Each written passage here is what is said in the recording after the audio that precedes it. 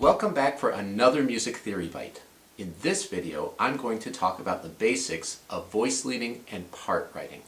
If that sounds like something that you'd like to learn more about, then this is the video for you. Voice leading and part writing are the processes by which a harmonic progression comes alive. That is, the notes that appear in the various chords in the harmonic progression get allotted to the various voices in a way so that it makes sense and it creates a cohesive and performable musical texture. There are a lot of rules that go along with voice leading and part writing, so many that you're probably going to have to watch this video a couple of times to get them all written down. Don't worry though, this video is not going anywhere. You can keep watching it as many times as you want, and there are some basic principles that can help you reduce the number of things that you have to remember. So if you're ready, let's get started. Let's start by talking about some of the common problems that tend to creep into a beginning student's part writing exercises. You'll see them listed here on your screen. I divided them into two types of problems. The first are melodic problems, that is, problems within individual voices, and the second are harmonic problems, problems with how the voices interact with each other. Let's talk about each of these because these are things you need to be aware of and be on the lookout for as you do your part writing. The first melodic problem we'll deal with is awkward melodic lines. One of the goals of effective part writing is to make the music sound good by making it fairly easy to sing. If you write a melodic line that isn't easy to sing, it weakens the entire musical structure. The most common type of melodic lines that end up being awkward are odd leaps. So for example, if you were to leap by a tritone, or the example you see in front of you in the minor mode, this is one that happens all the time with my beginning music theory students, is a melodic line that goes from scale degree 5, the dominant, stepwise to scale degree 1, the tonic.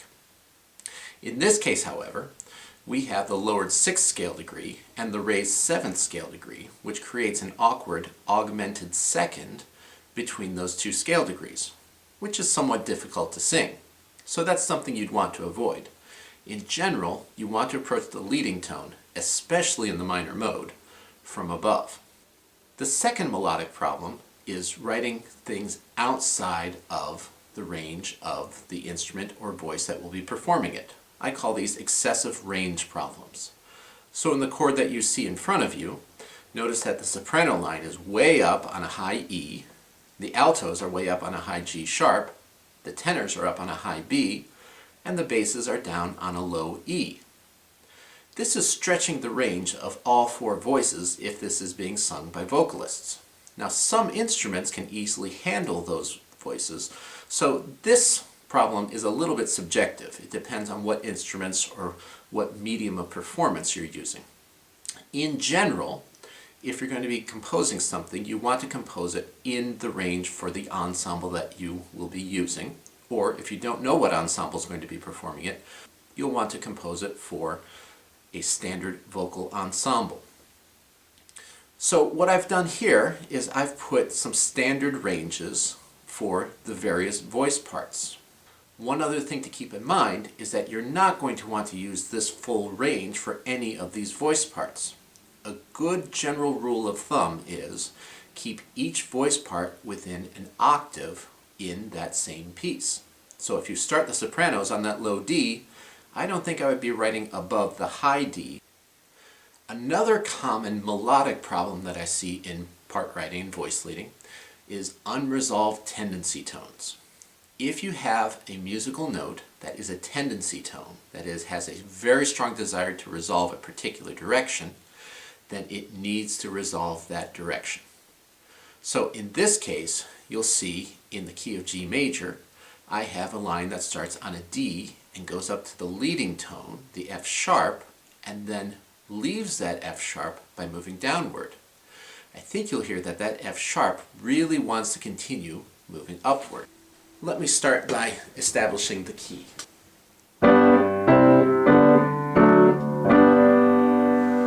And the melodic line sounds like this.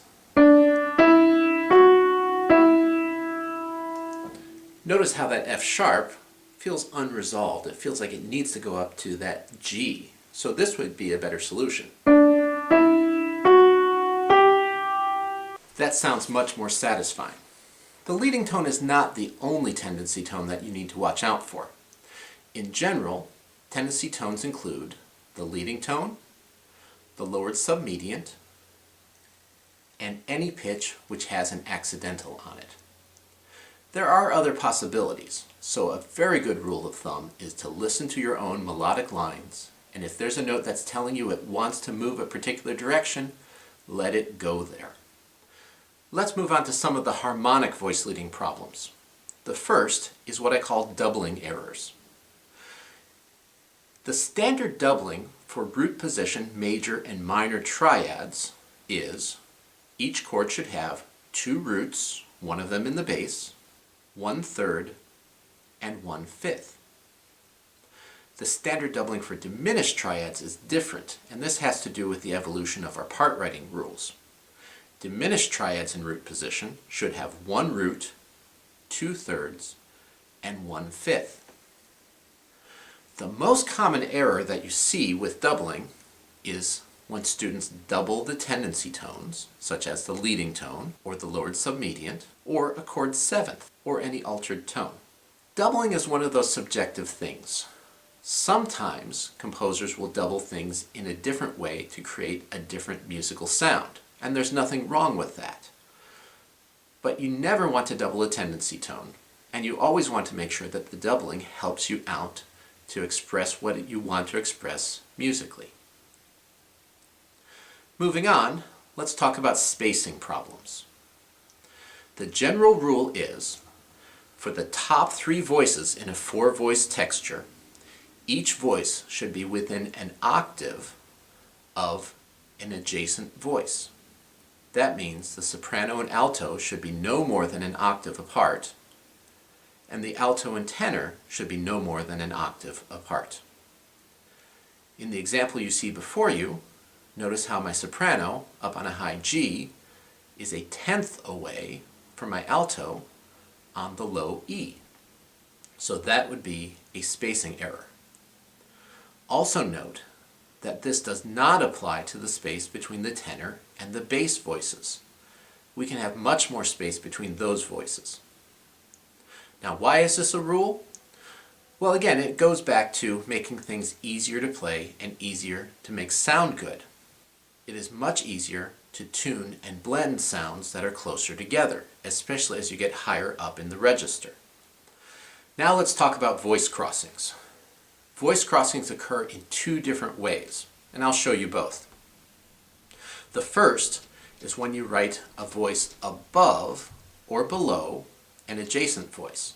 So in the example you see before you, in the 2nd chord, the alto voice is below where the tenor voice is written.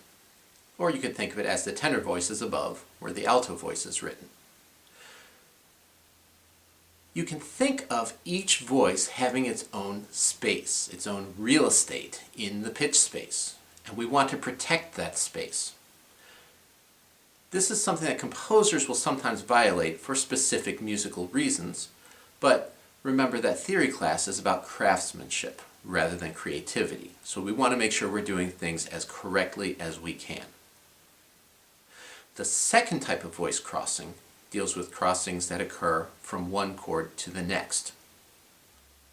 The general rule is the chord tone should not go above or below the pitch established by an adjacent voice in the previous chord. In the example you see before you, I have 2 voice crossings. My tenor leaps up from a B flat up to an E flat. In the previous chord, the adjacent voice, the alto, was on a D. So my tenor leaped above where the alto was in the previous chord. Now let's talk about one that you've probably already heard about, and that is parallel perfect intervals. The general rule is, between any 2 voices, do not write parallel perfect intervals, fifths, unisons, or octaves. Notice that fourths aren't included in this. So if you take a look at the example that I have here, This is a fairly common one that I see in many beginning part writing exercises. I have in the key of D a subdominant chord moving to a dominant chord. And between the bass and the tenor on the subdominant, both of them are playing the pitch G. Both of them then move up by step to the pitch A. They're moving in parallel by perfect octave. So that's something we would want to avoid and rewrite. In that same progression, I also have an example of parallel fifths, this time between the bass and the alto. My bass is doing a G up to an A, and my alto is playing a D up to an E, a perfect fifth, moving to a perfect fifth between the same two voices. That, once again, is parallel fifths. And you might also notice that because I had parallel octaves between my bass and my tenor, I also have parallel perfect fifths between my tenor and my alto. Again, I'd want to avoid that. Now, what complicates this prohibition against parallel perfect intervals, sometimes we can have parallel intervals that move in the opposite direction. So for example, I've revoiced this now. We're in the key of D major, moving from a dominant to a tonic. Notice how my bass and my tenor on the dominant chord are both on an A, and then they both move to a D, but in different directions. Even though these are moving in opposite directions, we still have parallel perfect octaves because we have a perfect unison followed by a perfect octave, which is essentially the same interval. So we would want to avoid that. Now you may be asking, why do we want to avoid this? Well, it's a rather long, complicated answer, and it has to do with the way music evolved. Certain sounds destroyed the sense of independence between the musical lines, especially sounds that were perfect intervals moving in parallel motion. And so they became prohibited because they just didn't sound as good. Finally, we have direct perfect intervals. That is, if we move to a perfect interval by similar motion. So in this case, I have my bass moving from an A to a D, and I have my soprano moving from a C sharp to a D. The interval formed in the final chord, the tonic chord, is an octave. And because both of them move in a similar way, ascending to that octave, that would be an example of direct perfect intervals, and probably should be avoided. It would be much stronger to have that D in the soprano approached from above. Now this is one of those softer rules. Some musicians ignore this rule altogether, and it's really up to your theory teacher as to whether he or she will allow it. Now that may seem like an awful lot of things to watch out for as you're doing your part writing, and it is. The good news is that there are some techniques you can learn that if you follow them step by step, you can avoid all of those part writing errors fairly simply. That is, the correct part writing is built into these steps. So let's go through those steps. So step one is make sure the conditions are met for using these techniques. These conditions are both chords, the departure chord and the arrival chord, are in root position. Second condition, both chords can use standard doubling. 2 roots, 1/3, and 1/5. If either of these conditions aren't met, you can start using the following methods, but you will need to modify at least one of these steps and then check for the common part writing errors. Step 2, check the root motion. And what I mean by root motion is the direction and distance. We have a couple of possibilities.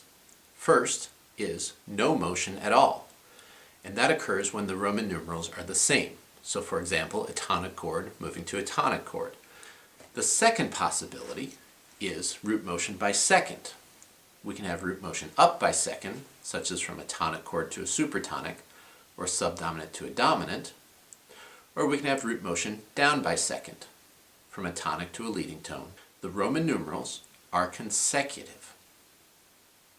We can also have root motion by third in either direction.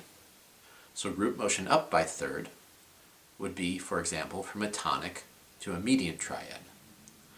Root motion down by third would be from a tonic to a submedian.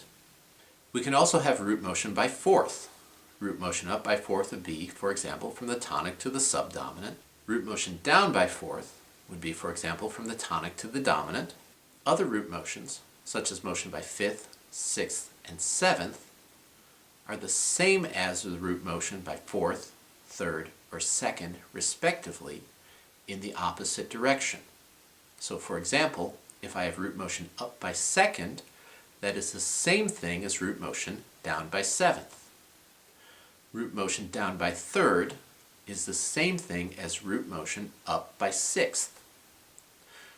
Root motion up by fourth is the same thing as root motion down by fifth. Step 3. Be on the lookout for tendency tones and resolve them. Tendency tones can be scale degrees, the leading tone in the lower submedian, or chord members such as chord sevenths or any pitch that is modified by an accidental. If it's a tendency tone and it's telling you it needs to move in a particular direction, make that tone move in that direction. And finally, we have step 4. Apply the proper method. Once we've identified the root motion, the direction and distance, then we can use the following methods to connect the two chords together. First, we'll deal with no motion at all. That is, the two chords have the same Roman numeral. Step 1 is look at the bass pitch, which is indicated by the Roman numeral, and write it. In this case, I have two dominant chords in the key of D major. So I start on the pitch A, and my bass pitch can either leap by octave or stay on the same pitch to end up on an A again. Next, I move the remaining tones, if I choose to other chord tones, so long as I do not cross voices and I maintain proper doubling. It's essential to remember that each chord should maintain standard doubling. 2 roots, 1/3, and 1/5. Finally, I need to check my answer. I can do that by playing it on a piano, playing it on an instrument, or singing the parts individually. If I come across anything that's difficult to sing or doesn't sound good, I've probably made a part writing error. So my progression here sounds like this.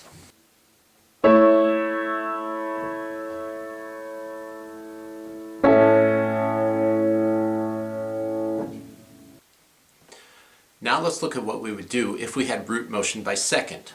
Again, the first step is to write the bass pitch as indicated by the Roman numeral. So in this case, I'm in the key of B minor, and I see a subdominant chord moving to a dominant chord, consecutive Roman numerals. That means that my bass voice is going to move from the subdominant, an E, to the dominant, an F sharp. Next, I want to move all remaining voices in the opposite direction of the root motion to the closest available chord tone. That means my E in the tenor will leap by 1/3 down to a C sharp. My G in the alto will step down to an F sharp, and my B in the soprano will step down to an A sharp. If you've done it correctly, one voice will leap by 1/3 and 2 voices will step down. And this one sounds like this.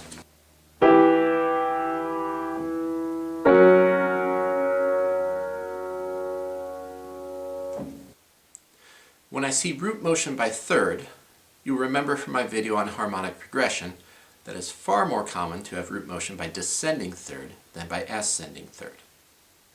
As always, I start by writing the bass pitch as indicated by the Roman numeral.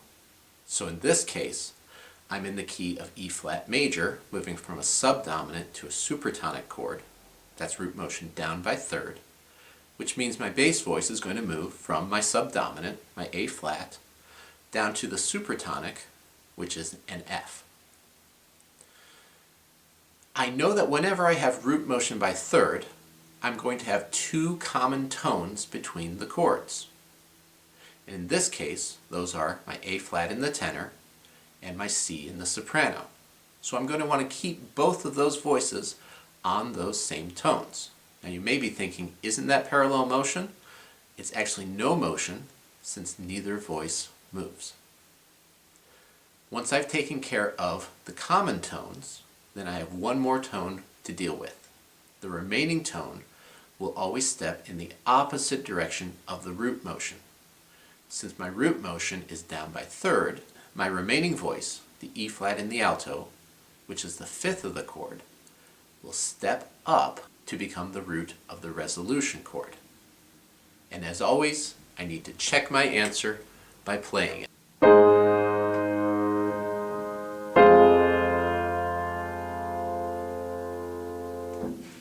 So we have one way of connecting chords whose roots are a second apart, and one way of connecting chords whose roots are a third apart. When we start talking about chords whose roots are a fourth apart, we have three techniques that we could use. In the first technique that we have for connecting chords whose roots are a fourth apart, we begin the same way we began all the other methods. The bass pitch is indicated by the Roman numeral, so write what's indicated by the Roman numeral. Now notice this is an example where we have an F sharp, a tonic in the bass, leaping down by fifth to the subdominant, a B. The bass motion is a fifth down, which means that the root motion is a fourth up, the inverse of a fifth in the opposite direction. So this root motion is by ascending fourth. You could also think of it as the closest distance between the tonic chord and the subdominant chord. We could either go up 4 Roman numerals or down 5 Roman numerals. So we're going to use the closer one, going up 4 Roman numerals. The second step, we find a common tone between the two chords. In this case, it's an F sharp, and we keep that voice on that F sharp. Next, the remaining tones will move by step in the same direction as the root motion, and not necessarily the bass motion. In this case, since we determined that the root motion is up by fourth, the remaining tones, the A in the soprano and the C sharp in the tenor, will step up the same direction as that root motion to become a D and a B. Finally, as always, we check our answer. And this one sounds like this.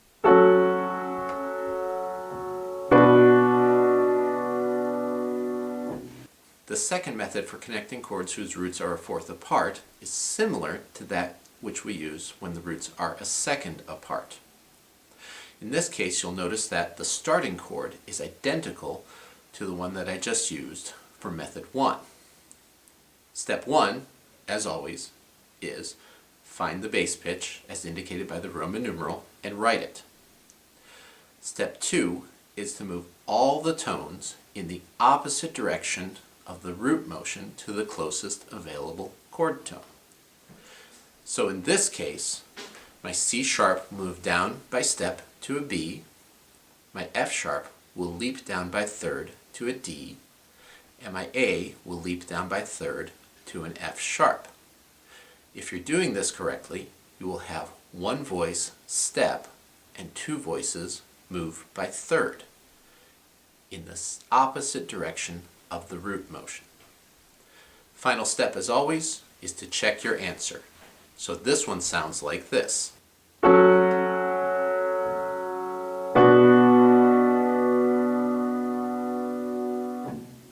The third method for connecting chords whose roots are a fourth apart is the most rare of the three methods and is generally used for changing from a much more compact, close position voicing to a much more open, wide position voicing, or the opposite. There are a lot more steps in this, so pay attention carefully. As always, we start by writing the bass pitch as indicated by the Roman numeral. There is a common tone, just as with our first method, and we're going to keep that tone exactly where it is. Next, we'll find the third of the departure chord.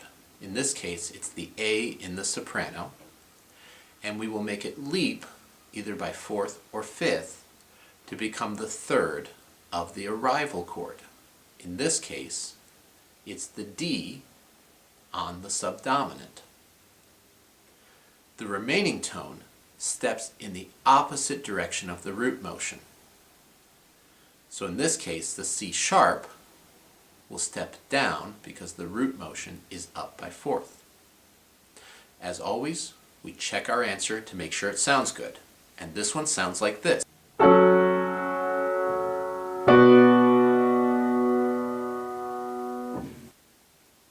So that should cover just about every instance of root position chords succeeding each other. You should practice those individually. That is, take two chords and just practice moving from one chord to the next. The next step, however, is putting those together in a complete progression. That is, part writing all the way through a harmonic progression. So let's see if we can do that using these techniques. So what you see on your screen right now is a harmonic progression that I wrote that contains all of the root motions that I just practiced on an individual basis just a minute ago. If you need help figuring out how to write an effective harmonic progression, you should check out my video on harmonic progression, easily found if you subscribe to my YouTube channel. So we need to begin by voicing the first chord. There are several ways we can do this, but I'm going to choose a fairly standard voicing where I put my tonic and my bass. These are all going to be root position chords. And then I have a little bit of space. I'll put the fifth in the tenor. I will double my root in the alto and put the third in the soprano. I'm making sure I have standard doubling, 2 roots, 1/3, and 1/5. My next chord is a submediant, so I first check my root motion. In this case, I'm going down by third, and there's only one way to connect chords whose roots are a third apart. I keep the 2 common tones, in this case in the soprano and alto, and my remaining voice steps in the opposite direction of my root motion. I then move to a subdominant chord, which is the same root motion, down by third. Write my bass, keep the 2 common tones. In this case, it will be between my alto and my tenor. And then my remaining voice, the soprano, will step up to complete the chord.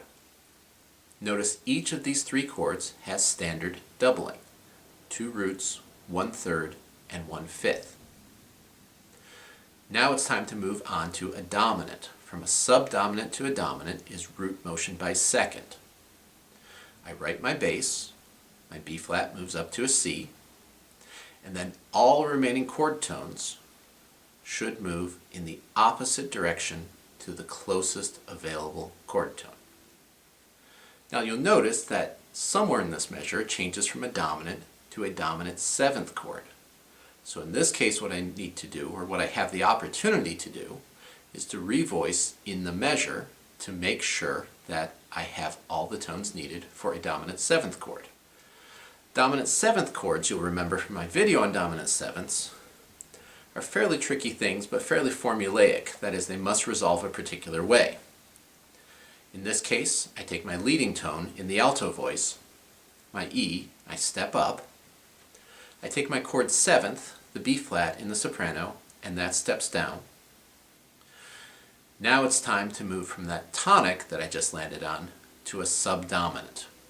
The root motion here is up by fourth. Notice that the bass motion is down by fifth. That means my root motion is up by fourth. In this case, I'm going to use technique number 3. So I'm going to find my common tone, which is in the alto voice. My F will stay on an F.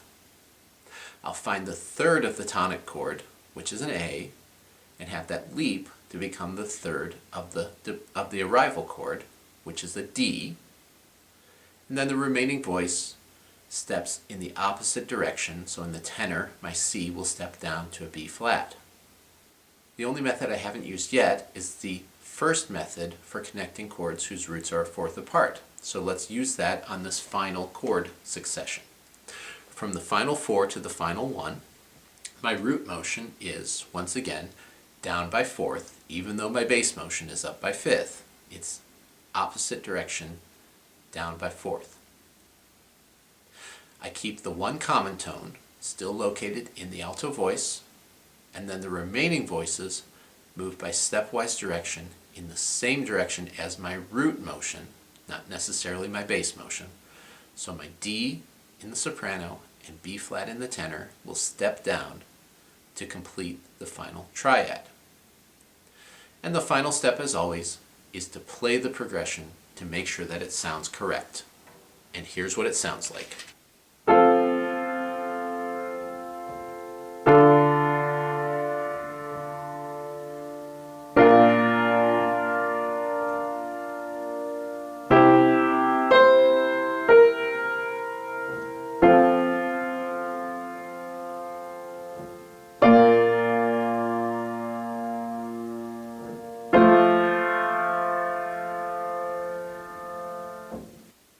That's just one example of how you might realize this progression using standard part writing rules and voice leading rules.